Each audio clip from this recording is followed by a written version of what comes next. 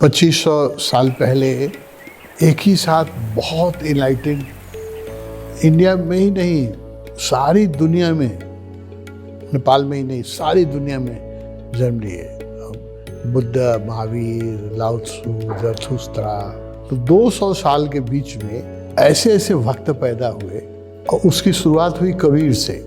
कबीर पहले अनूठे संत हुए जो गा करके ही जिन्होंने सत्य को पाया।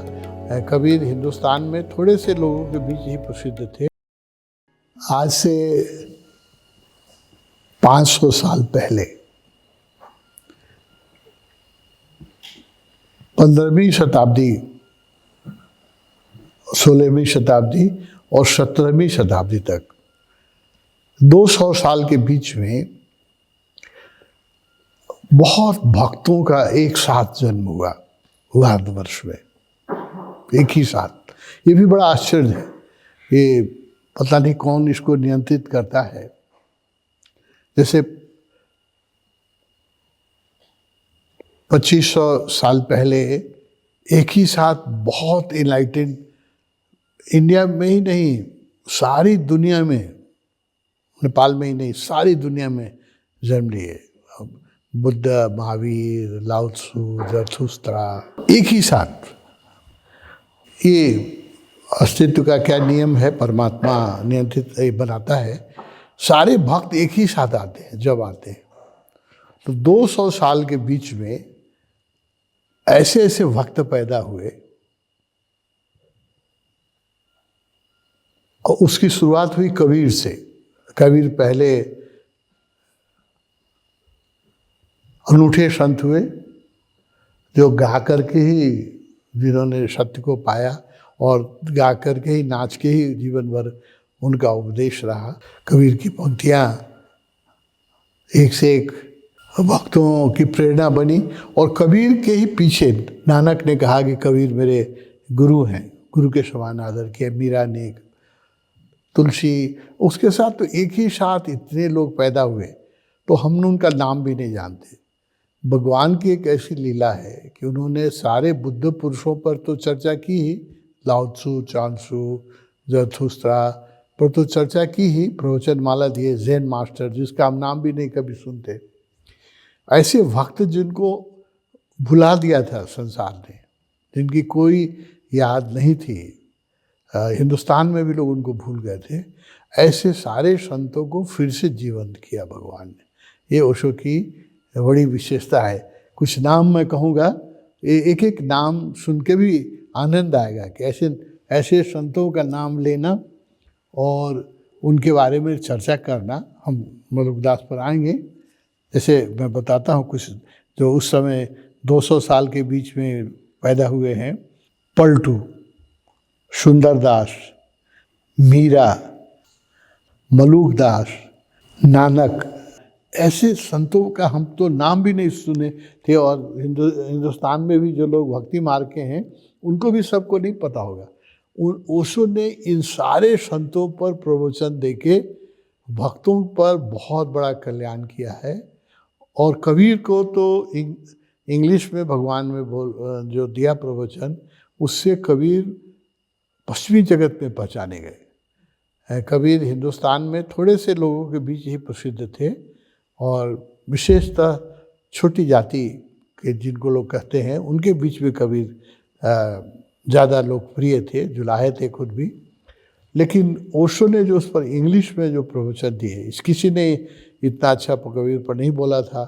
उससे फिर सारी दुनिया में, पश्चिमी जगत में कबीर की पहचान बनी। तो मलुकदास का तो हम लोग नाम भी नहीं सुनते। अगर भगवान के प्रवचन मलुकदास पर नहीं थे तो नेपाल में तो क्या, इंडिया में भी लोग नहीं सुनते थे। मैं तो, मेरी पढ़ाई तो इंडिया में हुई और भक्ति और धर्म का मैं खोज ही रहा हूँ। लाइब्रेरी में ही सोता था, बहुत पढ़ा है, लेकिन कहीं मैंने मलुकदास का नाम नहीं सुना।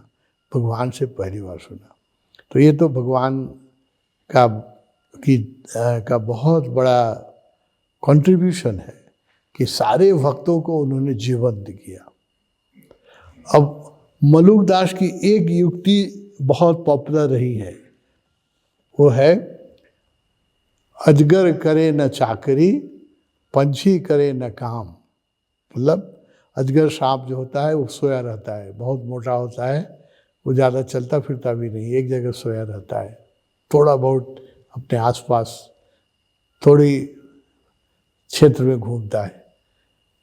तो मलुक ने कहा कि अजगर करे न चाकरी, पंछी करे न काम। जो पक्षी हैं वो तो कोई ऑफिस नहीं जाते हैं, कोई उपार्जन के लिए कोई व्यापार नहीं करते हैं। तो मलुक ने इसको देखा कि अजगर करे न चाकरी, पंछी करे न काम, दास मलुका कह गए सबके दाता राम। सबको भगवान खिलाते हैं, सबको खाना पीना। इस अस्तित्व में सिर्फ मनुष्य ही ऐसा एक प्राणी है जो अभी करीब 15% मनुष्य संसार में ठीक से 2 टाइम नहीं खाते हैं, भूखे रह जाते हैं। बहुत बड़ी संख्या है। 10 से 15% बड़े व्यक्ति को ठीक से खाना नहीं मिलता है ना, 2 टाइम खाना नहीं मिलता है, भूखे सो जाना पड़ता है। अदरवाइज क्योंकि मनुष्य ने एक ऐसी सभ्यता विकसित कर ली है, ऐसा एक सिस्टम, इकोनॉमिकल सिस्टम विकसित कर लिया है जिसमें लोग भूखे सो जाते हैं।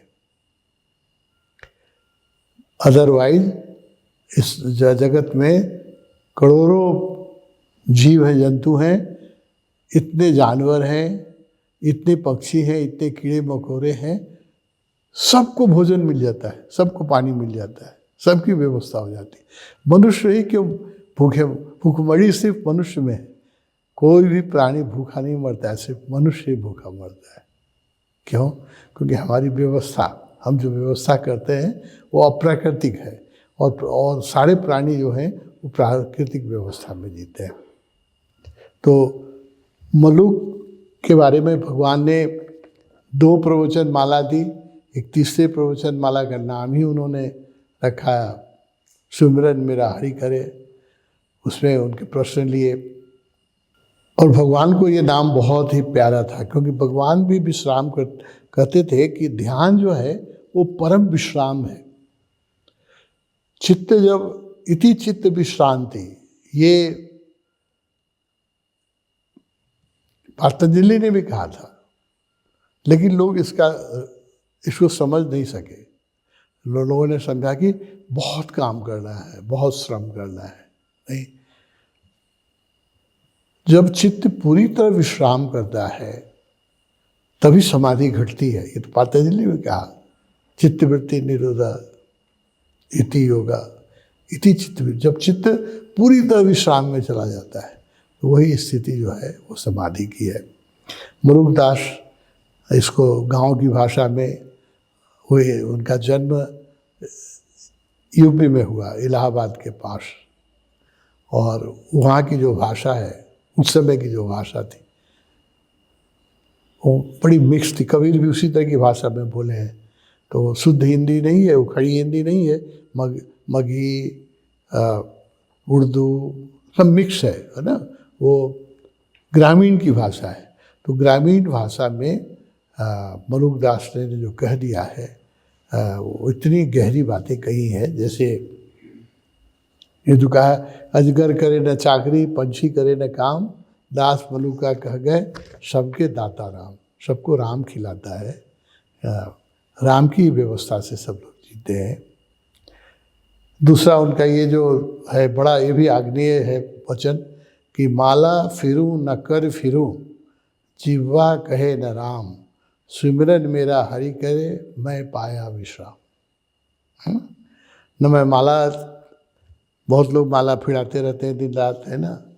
कुछ लोग राम राम राम राम लगते रहते हैं, कुछ लिखते रहते हैं। हम अयोध्या गए तो वहाँ एक राम नामी मंदिर है, उसमें